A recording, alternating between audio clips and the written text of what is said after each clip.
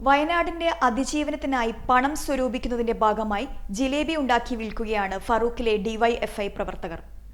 പ്രവർത്തകർക്ക് ആവേശം പകർന്ന് മന്ത്രി മുഹമ്മദ് റിയാസും പരിപാടിയിൽ പങ്കാളിയായി.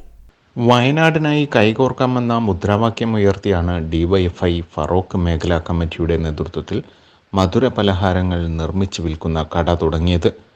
പ്രകൃതി ദുരന്തത്തിന് ഇരയായവർക്ക് ഡിവൈഎഫ്ഐ നിർമ്മിച്ചു നൽകുന്ന 25 വീടുകൾക്കുള്ള പണം കണ്ടെത്താനുള്ള പ്രവർത്തനങ്ങളുടെ ഭാഗമായാണ് കട തുടങ്ങിയത്. ഡിവൈഎഫ്ഐ സംസ്ഥാന കമ്മിറ്റി അംഗം കെ ഷഫീഖ് ഉദ്ഘാടനം ചെയ്തു.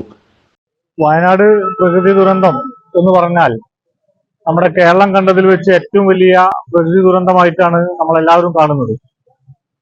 ഈ ഒരു സാഹചര്യത്തിൽ നമ്മുടെ കേരളത്തിനകത്ത് നമ്മുടെ സംസ്ഥാന സർക്കാർ എന്നുള്ള രൂപത്തിലേക്ക് സർക്കാർ നടപ്പിലാക്കിക്കൊണ്ടിരിക്കുന്ന പുനരധിവാസ പ്രവർത്തനങ്ങളാണെങ്കിലും അവിടെ നടക്കുന്ന മറ്റു സന്നദ്ധ പ്രവർത്തനങ്ങൾക്കകത്താണെങ്കിലും ഡിവൈഎഫ്ഐ എന്നുള്ള രൂപത്തിലേക്ക് എല്ലാ തരത്തിലും ഐക്യദാർഢ്യം പ്രഖ്യാപിക്കണമെന്നാണ് തീരുമാനിച്ചത്.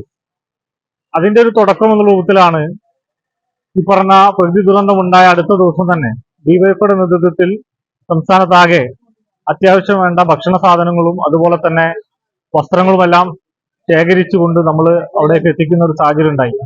കട സന്ദർശിക്കാൻ മന്ത്രി മുഹമ്മദ് റിയാസ് എത്തിയത് പ്രവർത്തകർക്ക് ആവേശം പകർന്നു. Block president LU Abid, CPM Feroke area committee അംഗം C Shiju, local secretary O മധു, N പ്രശാന്ത് കുമാർ എന്നിവർ നേതൃത്വം നൽകി. ACV news, Kozhikode.